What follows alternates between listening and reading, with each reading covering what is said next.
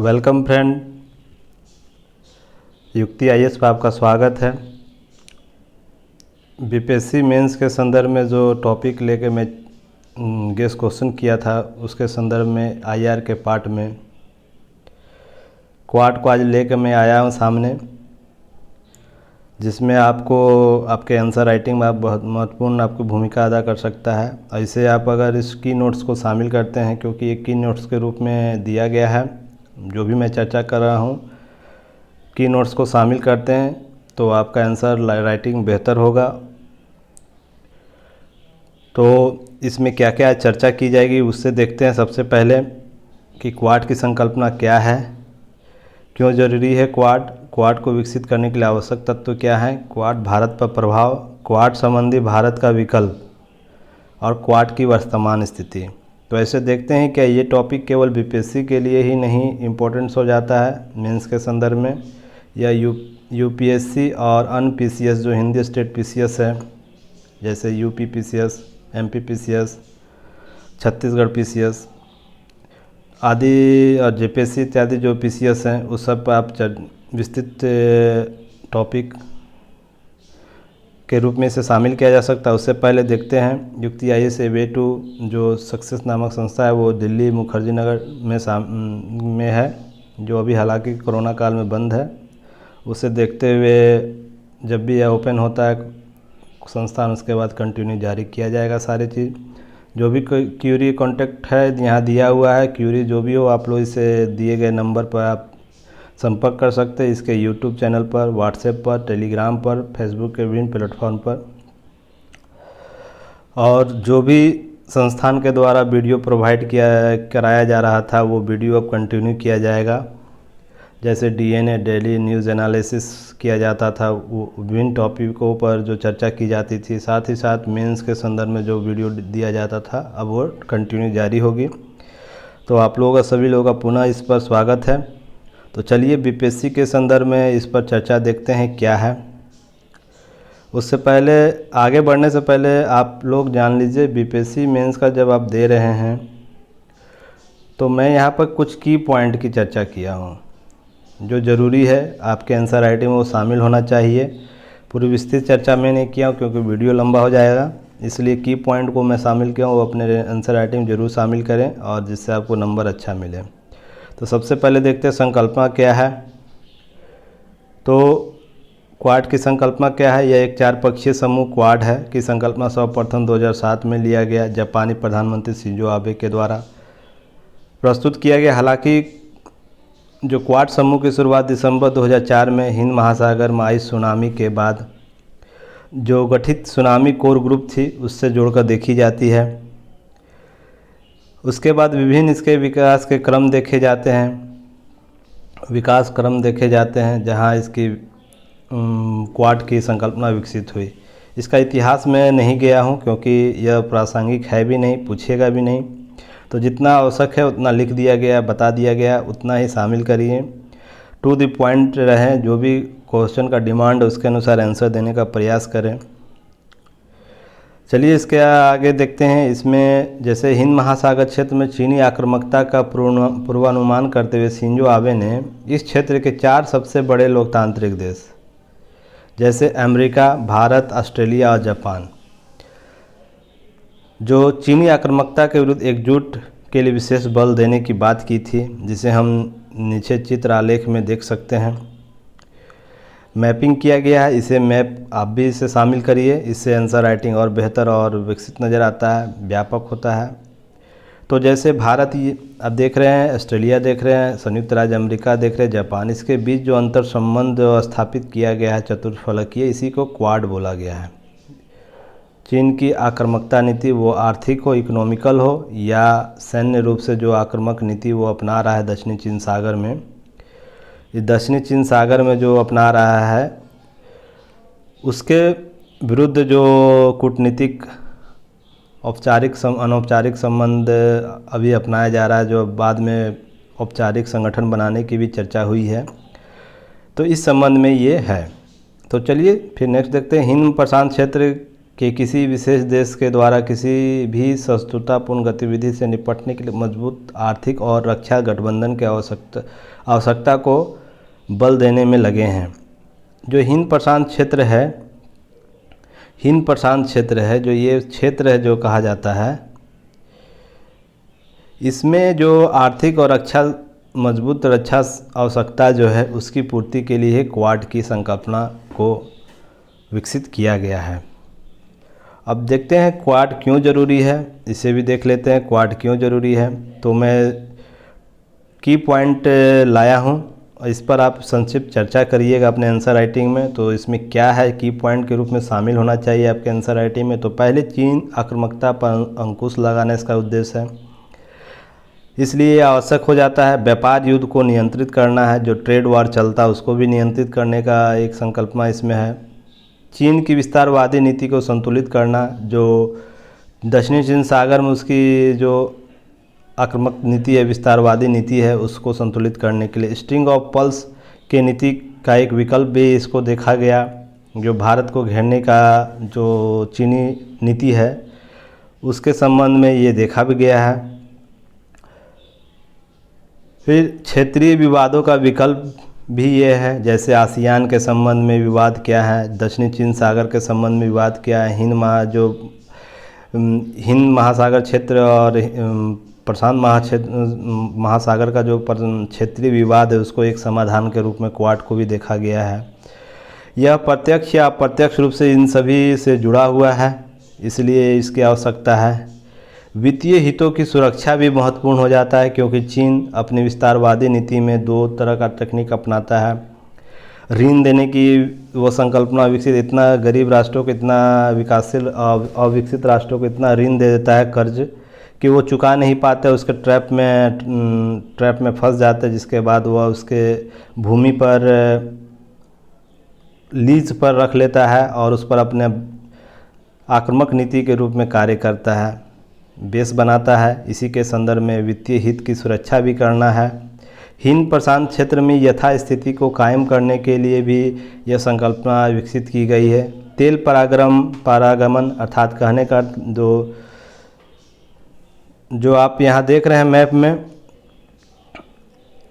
इस क्षेत्र से कुल तेल का 80% जो तेल का आवागमन है इसी क्षेत्र से होता है। उसके बाद जाके आपको अफ्रीकी जो मिस्र की नदी से होते हुए जो और क्षेत्रों में जाता है, अमेरिकी क्षेत्रों में जाता है, अटलांटिक क्षेत्रों में जाता है, व्यापार होता है। तो इस क्षेत्र में जो यहाँ इसका कुल तेल का जो व्यापार होता है खाड़ी देशों से, उसका 80% इस क्षेत्र से तेल पारागमन होता है। इसे सुरक्षित करने के लिए भी यह संकल्पना विकसित की गई है।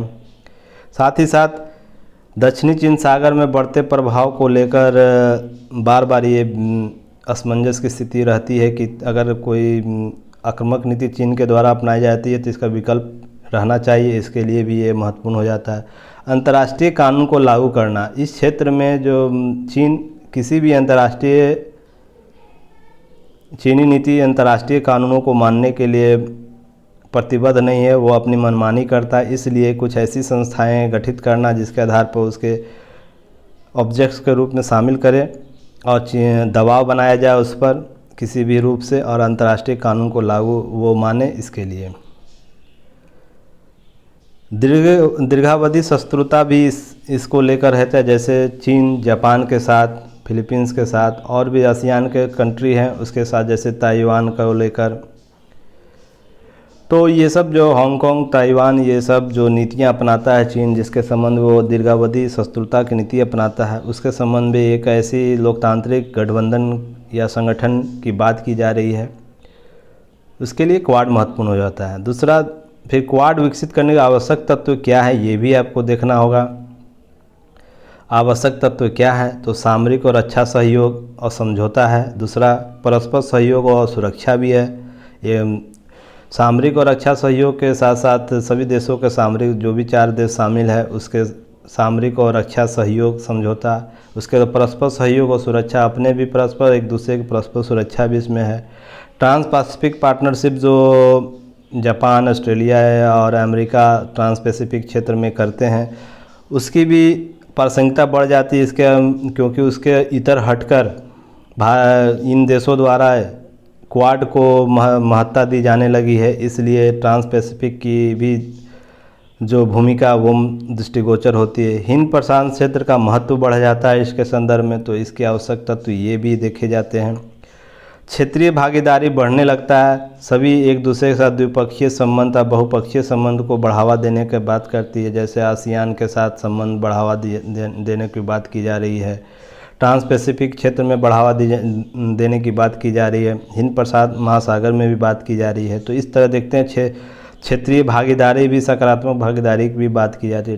2+2 संवाद जो अभी भारत अमेरिका, जापान, ऑस्ट्रेलिया के साथ करता है, उसे और भी विस्तृत करने की बात की जा रही है। तो 2+2 संवाद जो दो राष्ट्रों के बीच होता है, तो इसको भी एक तत्व के रूप में यहाँ पर देखा जा सकता है। बहुत सैन्य अभ्यास भी, बहुत से जैसे मालाबार सैन्य अभ्यास, जिसमें हाल में भी फ्रांस भी शामिल हो चुका है, जिसमें इससे पहले अमेरिका, जापान, ऑस्ट्रेलिया, भारत जैसे सैन्य जो अभ्यास होते हैं विभिन्न स्तरों पर, जल सैन्य अभ्यास, नौसेना अभ्यास, तो इस तरह देखते हैं, तो इसके लिए भी ये महत्वपूर्ण हो जाता है।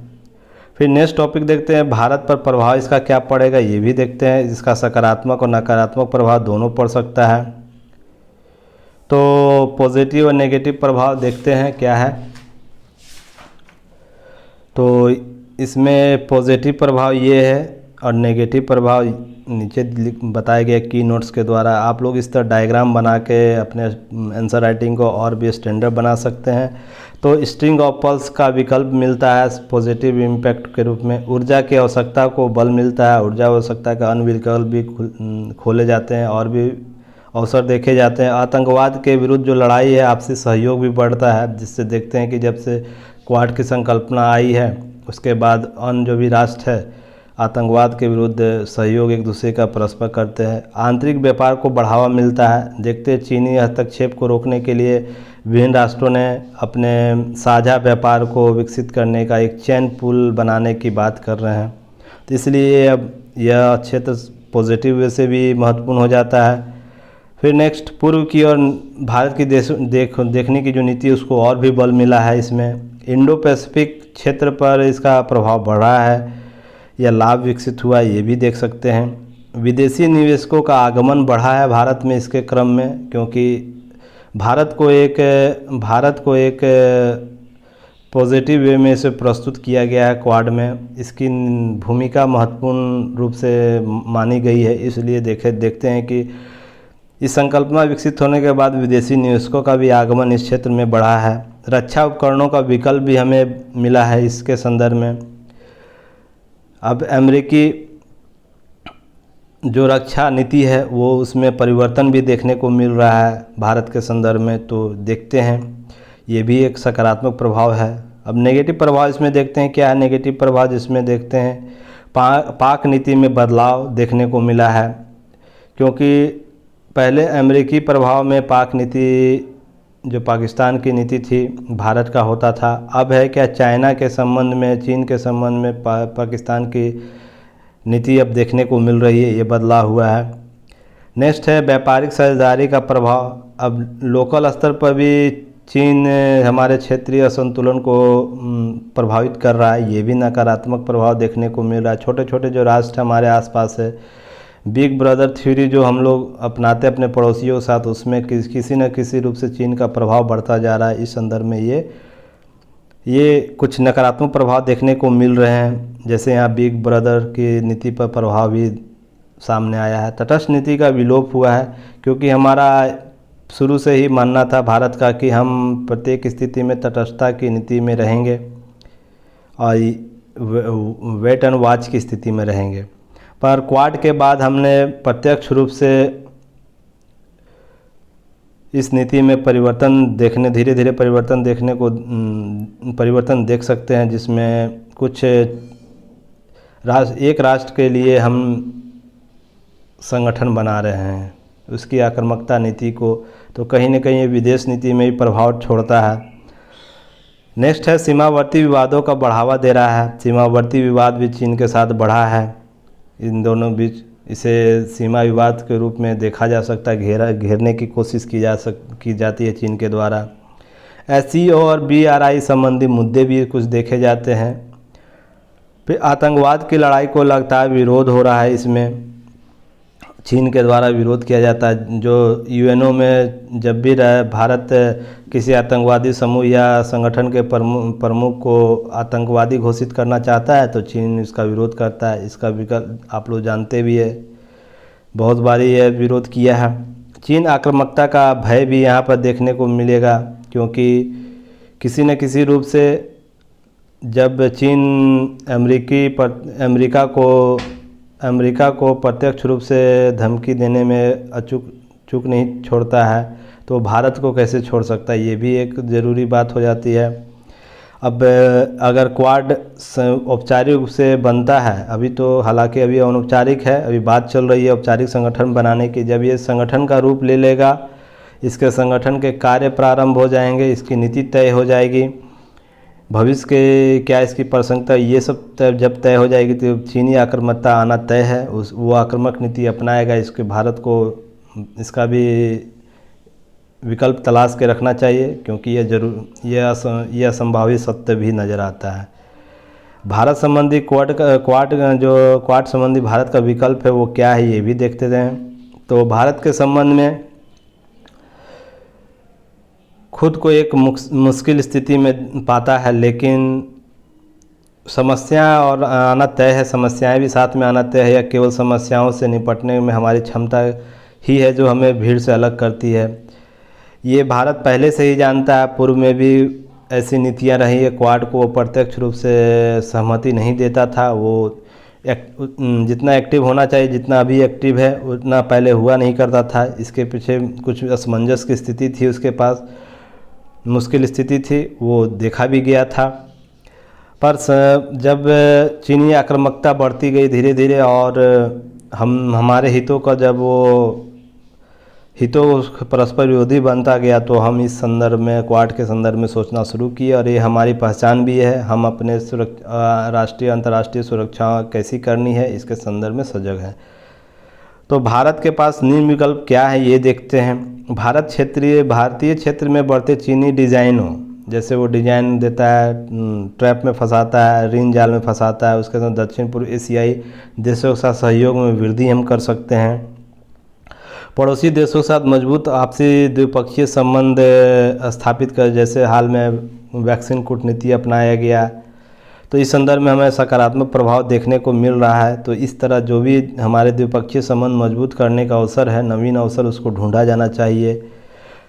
नेक्स्ट है भारत चीनी आयात पर अपनी निर्भरता को क्रमशः कम किया जाना। जैसे हम जो हमारा चीनी आयात हुआ करता था उस पर हम कम करने की नीति आत्म भारत निर्भर की संकल्पना लाए, जिसमें हम लोग 12 कोर सेक्टर को PIL योजना के तहत इनिशिएटिव दे रहे हैं और विस्तृत कर रहे हैं। जिस पर उन कोर सेक्टर चीनी आयात पर ही निर्भर हुआ करती थी, तो इस संदर्भ में इसे भी हम देख सकते हैं। नेक्स्ट है पश्चिम एशिया और अफ्रीकी देशों के अन्य विकासात्मक परियोजनाओं की ओर विस्तृत करना। अभी ये ईरान, अफगानिस्तान जैसे क्षेत्रों में हम अपने विकासात्मक कार्य कर रहे हैं, पर उसे और भी विस्तृत करने की आवश्यकता है, क्योंकि इससे होगा क्या, इन राष्ट्रों का हमारे प्रति और भी विश्वास बढ़ेगा। एशिया या अफ्रीकी देशों का जो राष्ट्रों में जो हमारा विकासात्मक कार्य कर रहा है उसे बड़े पैमाने पर बढ़ाने की आवश्यकता है। इसमें अमेरिका,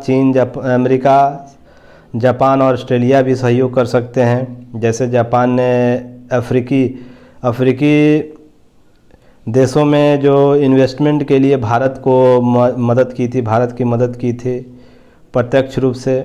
हालांकि अफ्रीकी देशों में जापान का कोई भी पैसा लगा हुआ नहीं है, विकासशील देशों के लिए भारत को सहयोग करता है और इसके संदर्भ में अफ्रीकी देश में अपना विकासात्मक कार्य करता है। इस नए आयाम को विकसित किए जाने की आवश्यकता है।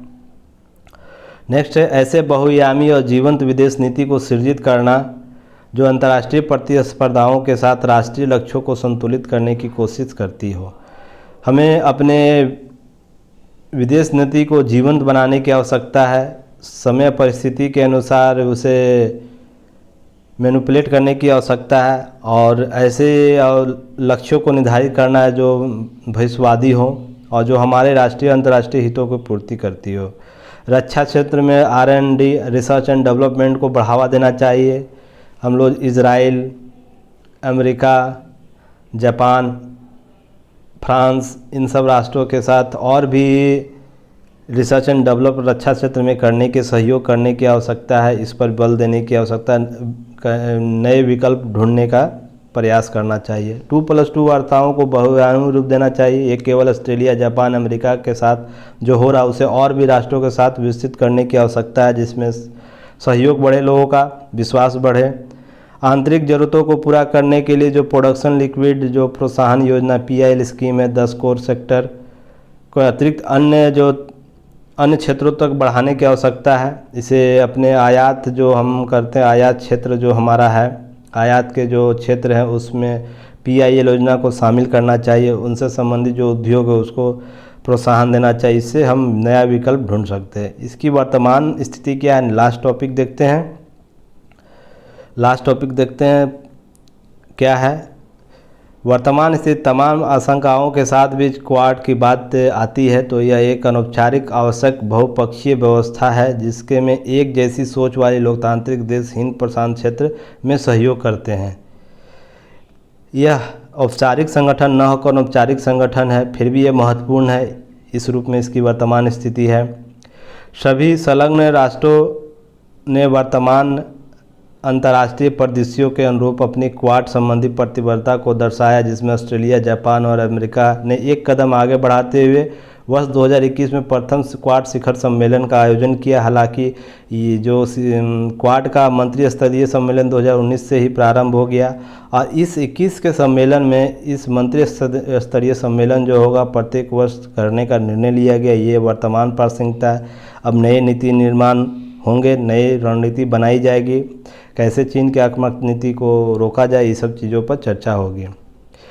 क्वाड को हिंद प्रशांत क्षेत्र में एक मजबूत औपचारिक संगठन बनाने का प्रयास संलग्न देशों के द्वारा की ओर से की जा रही है। एक संगठन के लिए सकारात्मक कदम देखा जा सकता है, इसलिए इसकी वर्तमान स्थिति और भी बढ़ जाती है। तो इस तरह हम देखते हैं कि विभिन्न जो की पॉइंट्स है इसको शामिल करना चाहिए। इसके अतिरिक्त जो संक्षिप्त चर्चा है, जिस टॉपिक से आपको प्रश्न पूछा जाए